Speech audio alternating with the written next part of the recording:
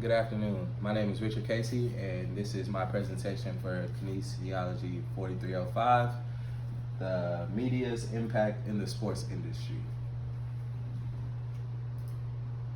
So today we're going to talk about some of the negative impacts of media in the sports industry. And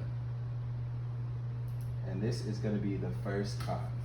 The media's perception of an athlete's character can be manipulated to viewers' opinions of who an athlete is as a person.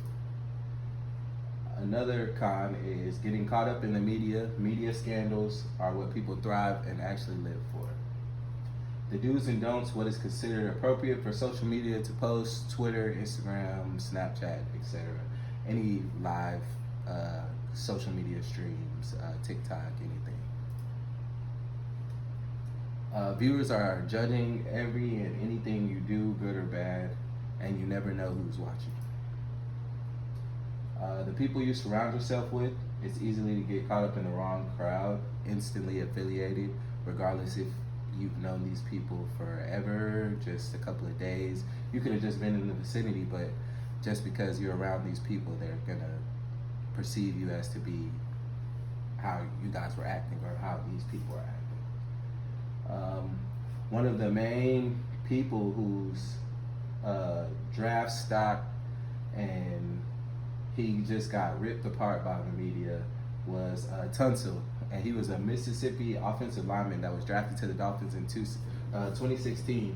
He actually video and picture of him surfaced on Twitter of him smoking marijuana on the day of the draft, which became a liability for him. He went from being a higher draft number to being a low, like late round draft pick. And I don't even think the first round anymore. And he sat out to lose a bunch of money. It never ends. It can be hard to please a client from a sports business side when there is no end game. It's just one thing after the other and there's no insight. The media's coverage is somewhat similar to the soap opera that Vince McMahon has cooked up since the early 1980s in the WWE. There is never a finality, and for clients that's hard because they hope to reach their goals with your partnership, but the second it ends, companies want to sell them something else without looking back on the good and the bad or what we just did. Sorry, we're having technical difficulties. Press pause. Oh, never mind.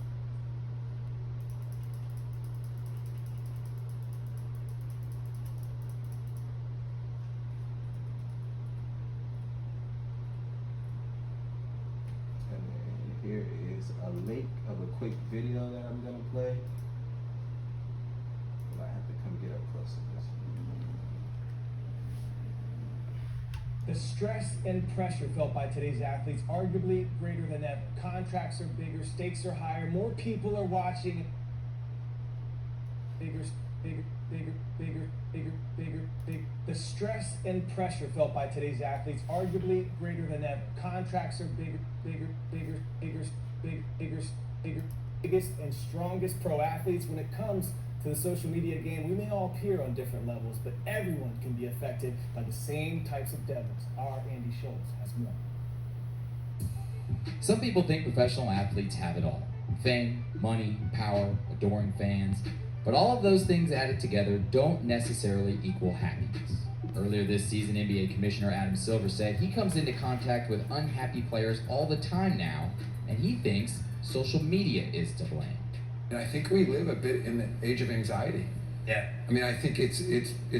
I've read studies on this. I think part of it is a direct product of social media. Yes.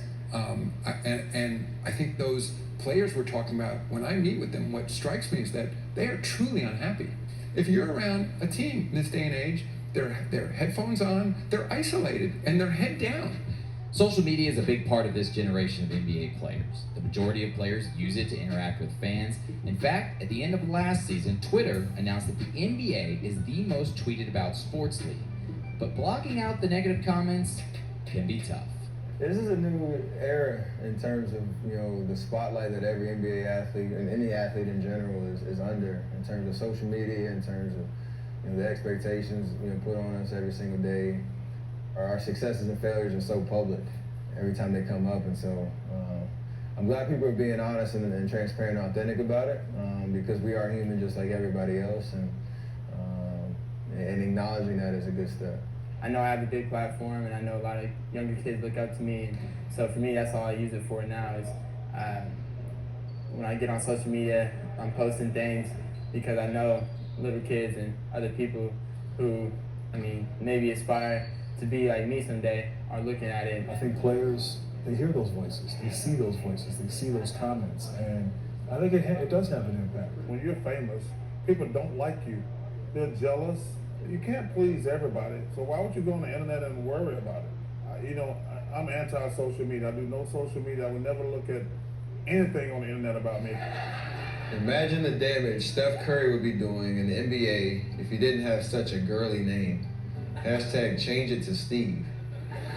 Steve's a terrible name. Yeah, she was my coach's name. I have a good sense of humor, and I can laugh at a lot of the stuff.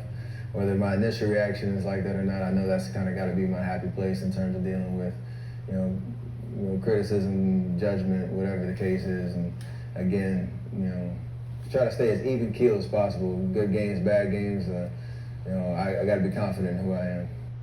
Andy, thank you. Joining us now, Dr. Tiff, mental performance consultant. Thank you for joining us. I want to know, how do you see that social media is impacting these individual pro athletes today?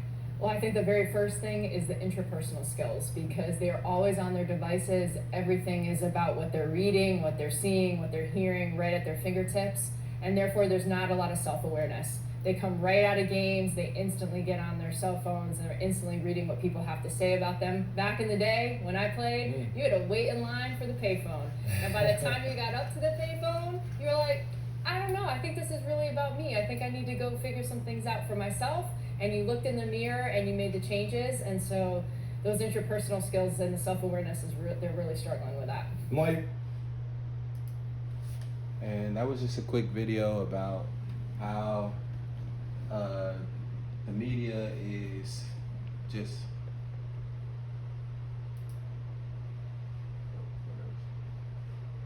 second.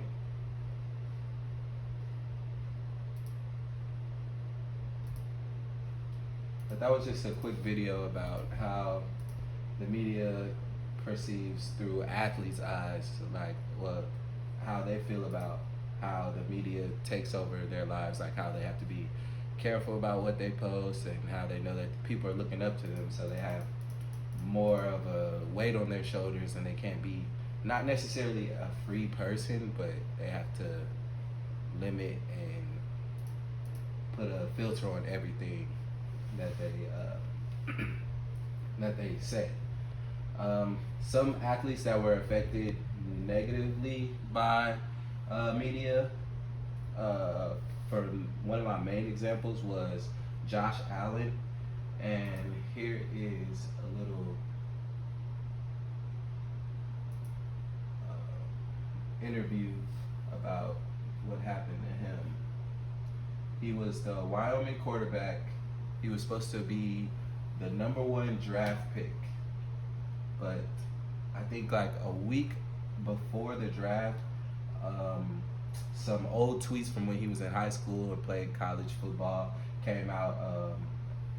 Some racial slurs and just things that he said and did when he was younger that he owns up to, and says that he was just being a kid, and a lot of it wasn't even him, it was the company that he kept, his friends having his phone and everything, and he apologized for it, but it ended up bringing his draft stock way down. He ended up going number 17 in the draft, going to the Bills when he was supposed to go either 1 or 4 with the Browns. And then I have the link to the website in the PowerPoint, so if you guys want to check it out, you can look in there. Back to the PowerPoint.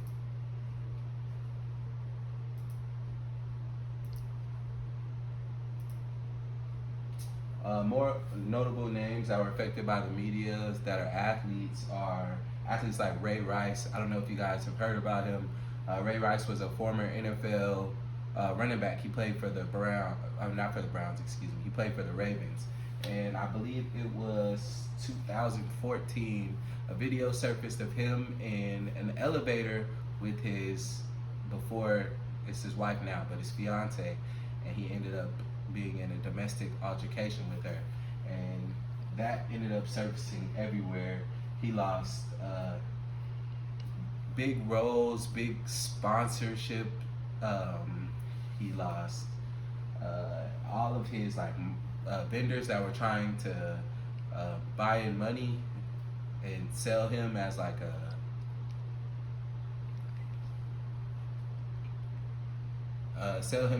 the investors for the teams, the companies, and Gatorade, Nike.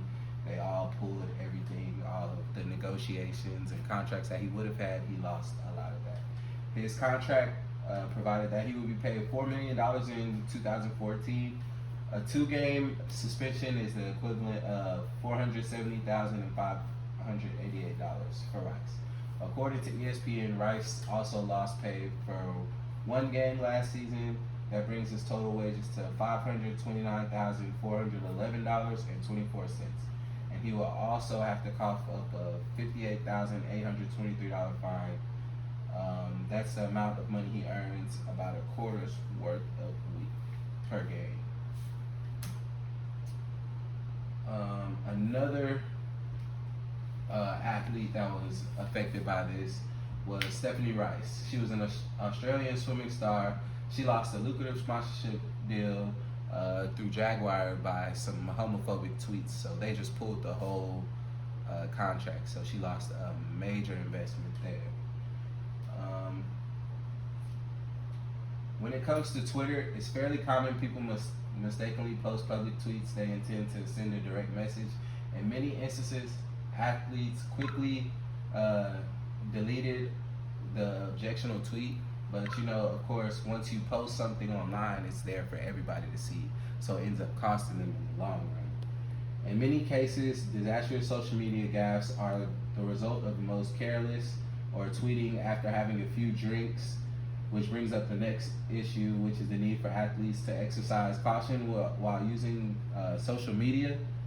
Many athletes are young and not accustomed to fame. Of course, social media gaffes are also made by seasoned veterans as well. Either way, coaches, managers, team owners should make sure that the athletes understand the potential dangers of social media. Perhaps they need a special seminar or topic. A good argument can be made that today's are too sensitive for political correctness, and it has gotten out of control. It's arguable that athletes and other celebrities are held to unrealistic standards. After all, who doesn't occasionally say something stupid? For this reason, athletes and those who work on their behalf must be extra careful about how they use Twitter and social media sites. It's not worth ruining a lucrative career or even a sponsorship deal for a few world-class listy type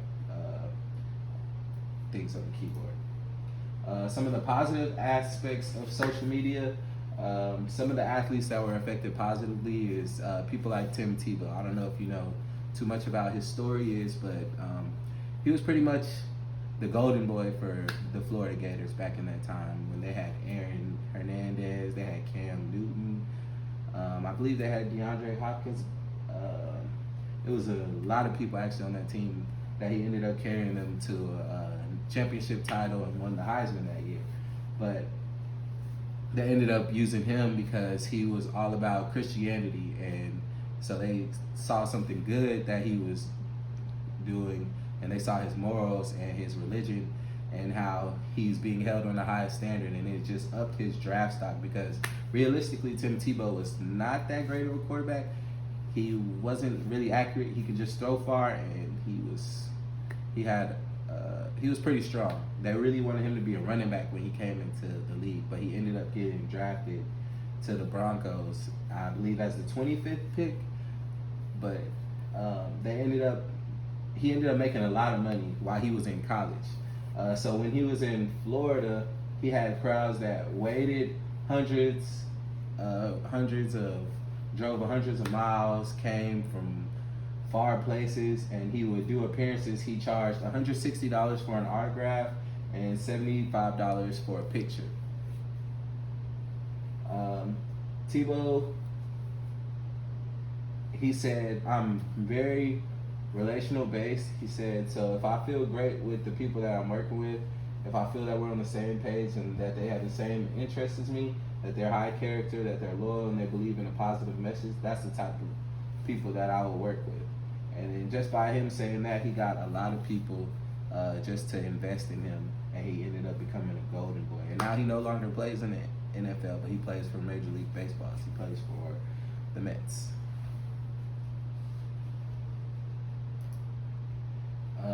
Some of the pros of the media's impact are sponsor opportunities, which I talked about earlier, endorsements like Nike, Gatorade, just car places, Jaguar, Audi. And then more pros are it lets people see the real you.